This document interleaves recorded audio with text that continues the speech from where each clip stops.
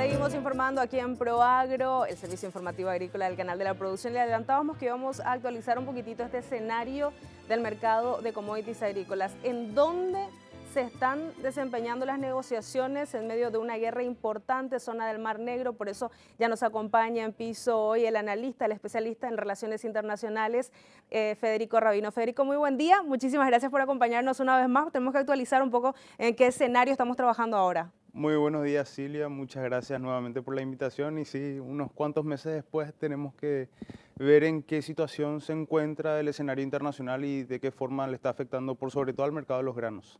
Bueno, Federico, la última vez que hablamos ni siquiera estaban saliendo granos de esa zona. Lograron las negociaciones, justamente esas conversaciones de los países involucrados y la intervención de otros organismos, incluido Naciones Unidas, sacar por lo menos alimentos de esa zona. Hácenos un recuento un poquitito de lo que pasaba desde esa vez, vamos a decirle hasta ahora, justamente entre esas negociaciones para sacar los granos que estaban estancados y bueno, ya después vamos a ir avanzando un poco, ¿no?, respecto a la situación actual. Bueno, este contexto geopolítico, económico, por sobre todo económico y mundial, empieza en febrero. Cuando nosotros estuvimos conversando en el mes de junio, se habían desarrollado las negociaciones en Estambul con el patrocinio del gobierno de Turquía de Recep Erdogan justamente, y en ese momento se había determinado una zona por la cual se iba a permitir la exportación de granos. Ahora, uno de los grandes problemas que existía era que no se sabía qué zonas específicamente se encontraban minadas. Eso también pasaba en los campos agrícolas de los productores ucranianos, que ya no se animaban a ir a producir, obviamente, por obvias razones. No sabían dónde estaban las minas y por ende no sabían cuál era el grado de seguridad. Hoy en día lo que tenemos es que se están permitiendo algunas vías a través del Mar Negro, como bien lo habías mencionado, para que se produzcan las exportaciones de los alimentos, debido a que, como ya el Consejo Europeo mencionó en junio de este año, ellos culpan única y exclusivamente a Rusia de la hambruna o de la posible hambruna mundial que pueda llegar a ocurrir, debido a la cantidad de países que dependen de la producción de estos dos estados que se encuentran en conflicto. Tenemos producción por un lado, por otro lado mencionabas algo fundamental, el tema de transporte también. En logística está afectado y necesitamos logística para bueno, acceder a esos alimentos que se producen en esa zona. Sí, de por sí toda la cadena de suministros de alimentos se encuentra hoy en día en vigilia de qué es lo que va a ocurrir realmente con esta situación, porque qué es lo que estamos observando en los últimos momentos. Las constantes anexiones. Hace una semana atrás se decretó las anexiones de los territorios ucranianos nuevamente por parte del gobierno de Putin.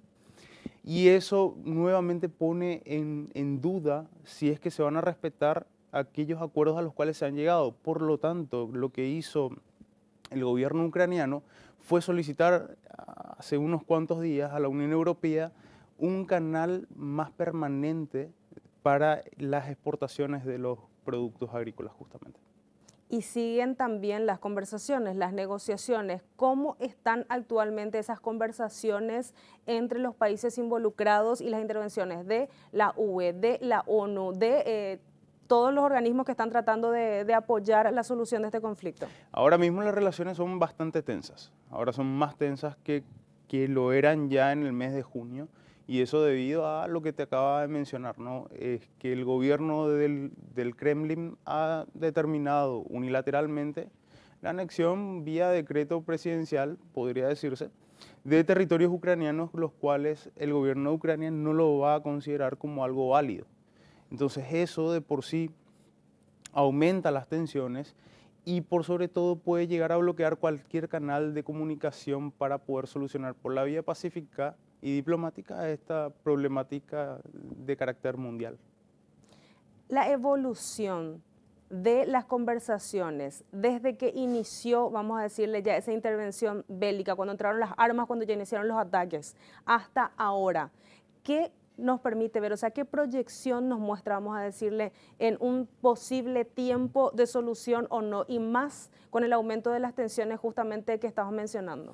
Bueno, una de las grandes problemáticas que existe dentro de las relaciones internacionales es ese grado de incertidumbre que existe porque en primer lugar Putin había dicho al comienzo de este conflicto que iba a ser algo rápido, que lo iban a tomar de una manera bastante rápida, sin muchas complicaciones, y sin embargo ya han pasado bastante tiempo, ya ha pasado bastante tiempo, estamos hablando de aproximadamente 8 meses desde el inicio del conflicto.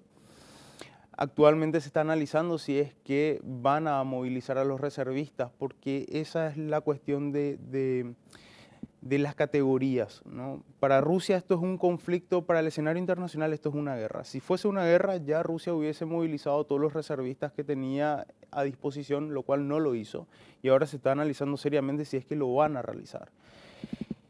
Un plazo de tiempo por el cual nosotros podamos decir, bueno, de acá a fin de año se termina el conflicto es muy poco probable, porque ambos estados y ambos gobernantes tienen sus propios intereses y ya lo han dicho abiertamente que van a salir a defenderlos a como dé lugar.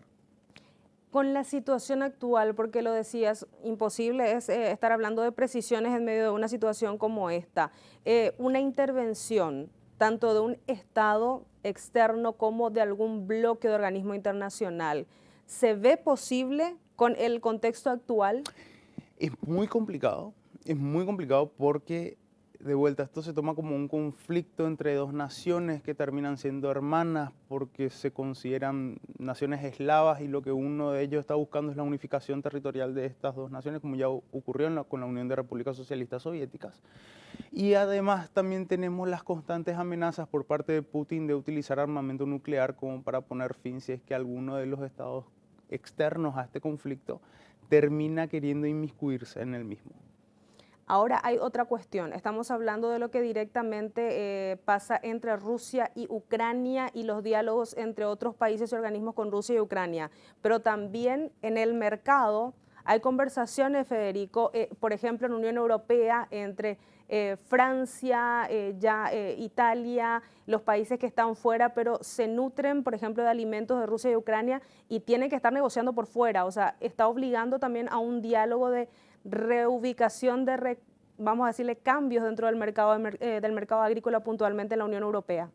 Sí, bueno, no tanto la Unión Europea, también la Unión Europea, no, pero la Unión Europea tiene ese mecanismo económico proteccionista por el cual de alguna u otra forma ha tratado de no depender tanto en el mercado agrícola, a diferencia de lo que se produce en el mercado energético, que sí depende exclusivamente de Rusia, a diferencia de otros países como por ejemplo el Líbano. El Líbano es uno de los principales países que está sufriendo esta problemática. Ahora, hay otro factor que se empieza a desarrollar y que se está observando en los mercados en sí, y es que existe una alta probabilidad de recesión económica también. Y otro punto que nos mencionabas en nuestro último encuentro era el temor a que falte directamente alimento, el temor a hambruna. Sí, y es justamente lo que está sucediendo, porque el gran problema con esto que ya habíamos hablado, por ejemplo, si se compara la producción agrícola del año pasado con este año con relación al territorio ucraniano solamente, se está produciendo en un tercio de lo que el año pasado se producía. O sea, la cantidad es mucho menor y al tener una cantidad menor de productos disponibles, que es realmente a consecuencia de una situación completamente inesperada y no depende de factores exógenos, sino directamente de una acción de un agente sobre otro, entonces eso crea una escasez artificial en los productos y por ende es que estamos viendo esa tendencia alcista en el precio de los commodities. Nos hablaste de niveles de producción, ¿tenés también datos de niveles de comercialización, números de comercialización y cuál ha sido la variación desde que empezó esto? De comercialización realmente no tengo actualizados los datos, no tengo los porcentajes. Lo que sí tuve acceso ahora mismo a actualización en cuanto a los precios, ¿no? Tenemos que entre junio y agosto se está produciendo primeramente como una baja, después se tiende a la alza nuevamente. Tuvimos una baja de 30-40% del precio del petróleo que había llegado también a un precio bastante alto en los meses previos o a los meses iniciales del conflicto.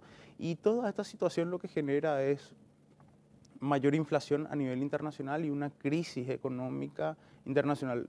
Por eso te mencionaba que lo que se está analizando es que existe una alta probabilidad de recesión económica a nivel mundial.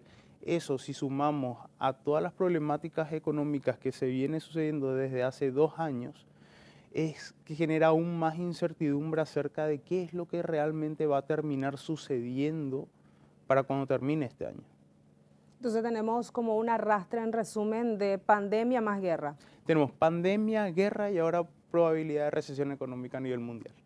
3 factores, Federico, a los que tenemos que prestarle atención, que tenemos que estar mirando y atentos para ir tomando decisiones en el mercado agrícola en lo que resta del año.